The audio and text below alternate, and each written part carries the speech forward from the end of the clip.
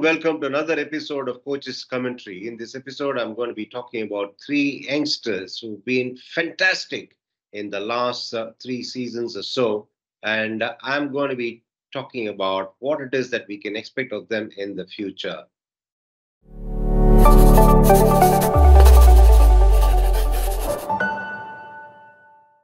Can you have a guess as to who the three could be? I'm talking about three guys who could probably be the next big guns at the top of the order for Team India. Yes, one is Yashasvi Jaiswal, two is Ruturaj Gaikwad, three is Shubman Gill.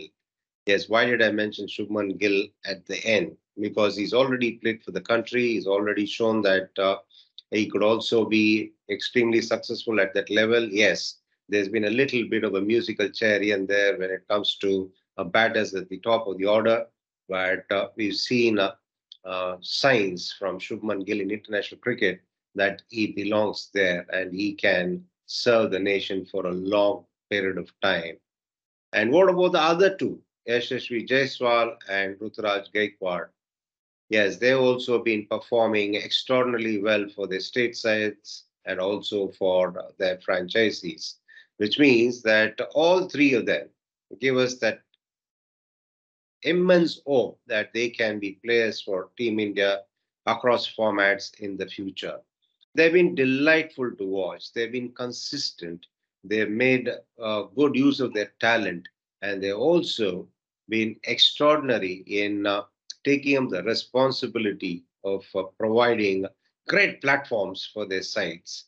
Okay, we've seen that in IPL. We've also perhaps heard of them do it for their states because Jaiswal, Ruturaj Gaikwad, and Shubman Gill, they play for their state sides whenever they are not part of the Indian side. And of course, Jaiswal has not yet made the cut, and it won't be long before he gets into Team India. But what is it that makes them succeed? Top thing would be the technique. The next thing would be the attitude. And the third thing will be the self confidence. All three of them have this in good measure.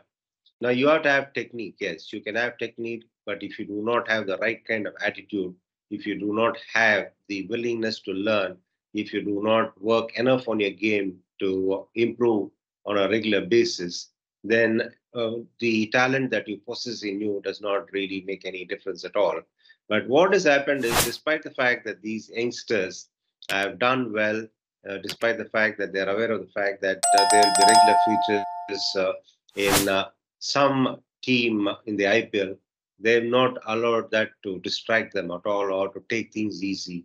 They've churned hours after hours um, when they're not playing in practice and they've honed their skills, they've kept improving, they've tried to get better and better. And that's the reason why all three of them have done extraordinarily well. Now, I am seeing all these boys over a long period of time. I've seen Shubman Gill first up when he was in the under 16 camp, the NCA camp in 2014. And that particular batch had a lot of great talent. It had all round talent. And this boy, uh, if you looked at him, it didn't matter whether you knew the nuances of the game or you didn't know. When you looked at him, the thing that will strike you is the way in which he makes batting look easy. And the manner in which the ball flies off his bat. It doesn't look like he makes any kind of effort at all. Things are effortless when he bats. It's so easy. And he would make everybody feel, oh, batting is such an easy exercise. But therein again lies the secret to that. What is that? It's that extraordinary ability to hold his shape, and his game is built on solid basics. He has good technique, and then the important thing is that he's not allowed the shorter format to really take him away from his framework of technique and his methodology. He is stuck to them, and that's the reason why you would see him bat consistently well. Jaiswal is obviously another one who I've seen from the early days from junior cricket.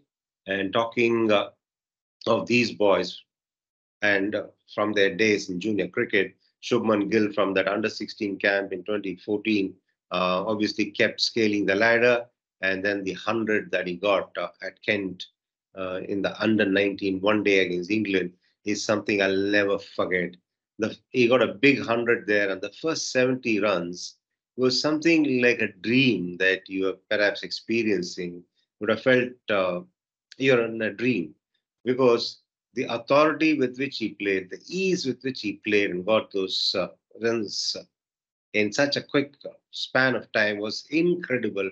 And the people who saw that, and it was a televised game, other games are not televised in the series. I think the people who saw that on the television, the people who saw that who were present at the ground, I think they would have been absolutely gobsmacked in the way he played, in the way he got his runs.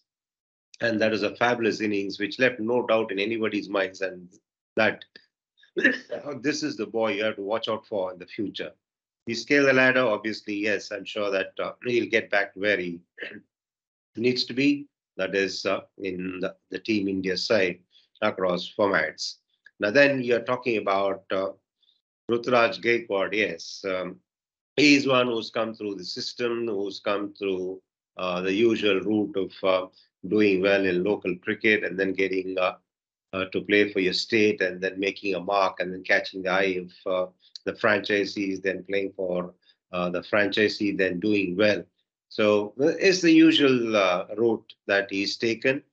But what is absolutely remarkable about that youngster is that he is just about taking things as though this is all something which had to happen in his life. Not in an arrogant kind of way, but in a very confident manner.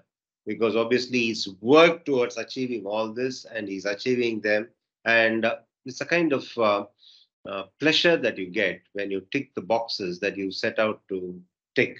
And that's exactly what you get to see as far as the expressions on Ruturaj Gaikwad's face is concerned. And what is remarkable also is that he is not easily satisfied with a little bit of success. He did extraordinarily well for CSK in the previous seasons, but still, he's just gone from one level to another. He's raised his game, he's raised his consistency, and he's looking to be one of the most important members in the side.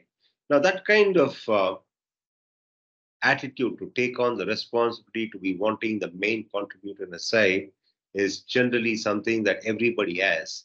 But to go on to do it, go on to execute it almost just about every game when he walks out onto the field, takes some special ability and also some uh, terrific mindset. And that's exactly what Ruturaj Gaikwad has got.